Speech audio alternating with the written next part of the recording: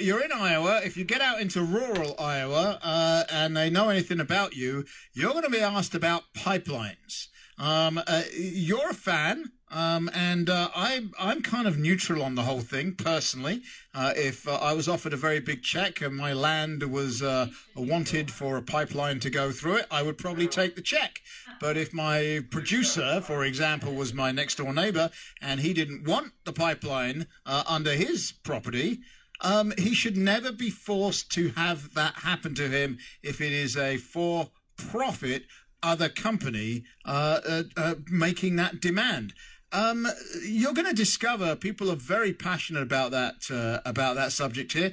You're pro them. I don't mind people making money. I mind people's property rights being respected. Well, it won't be a surprise to me because the pipeline that you're talking about comes into North Dakota as well.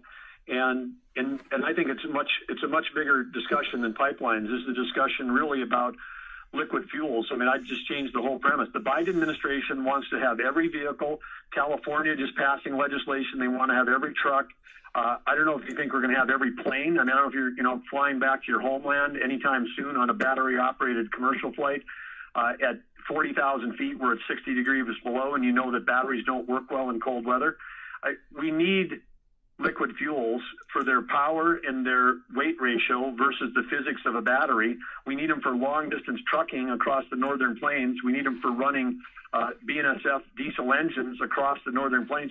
We're going to need liquid fuels in this country, and the heartland of America is going to be the spot where we can make sustainable aviation fuels, and that's going to has an opportunity to double the size of bio and renewable fuels, double it. What that could do for the economy of Iowa is almost unimaginable in terms of what that would do to boost the economy for everybody in the nation that raises corn or soybeans. So that's what's at stake. And we have to find a way to protect property rights and respect those individuals that don't want to participate.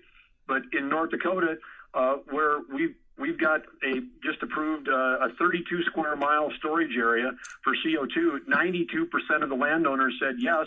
The other 8% get pooled in and they get paid the same as everyone else. And we need to understand that in a democracy, majority rules, and we can do both of these things at the same time. But if we can't build infrastructure to support liquid fuels, then we're heading down a path, as a country, where we're not going to mine rare earth minerals under the Biden administration. So then we're just going to trade OPEC for Sinopec, get all the batteries. Hang on, Governor. Watch China destroy the Congo, Governor. Rare earth minerals. So it's part of a larger discussion where we're going, and so I'm definitely on Team Liquid Fuels. Okay, but Governor, on Team Property Rights, and we can solve both of those things. Well, first of all, Governor, we're a republic, which I know you know. We're not a democracy. In fact, the founders warned us against being a democracy, so we've got that. Secondly, the whole carbon capture thing. Greenpeace says it's a scam. And the founder of Greenpeace, Patrick Moore, he said this.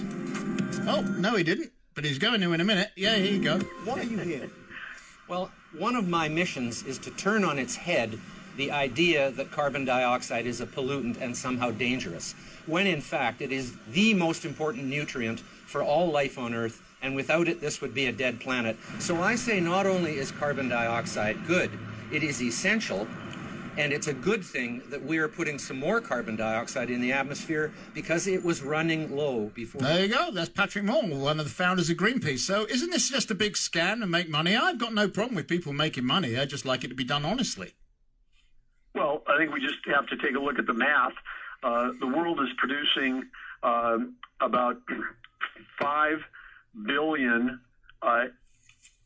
the United States 5 billion extra tons of CO2 because of point systems, where we've got emissions that are coming out of vehicles, emissions that are coming out of power plants, emissions that are coming out of factories.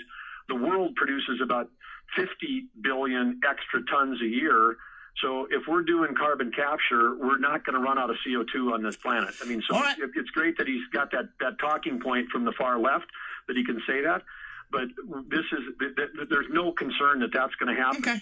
Well, I'm out. And then in North Dakota, it's not a scam. We have pipelines in North Dakota that have moved 42 million tons of CO2 for enhanced oil recovery. I want to talk so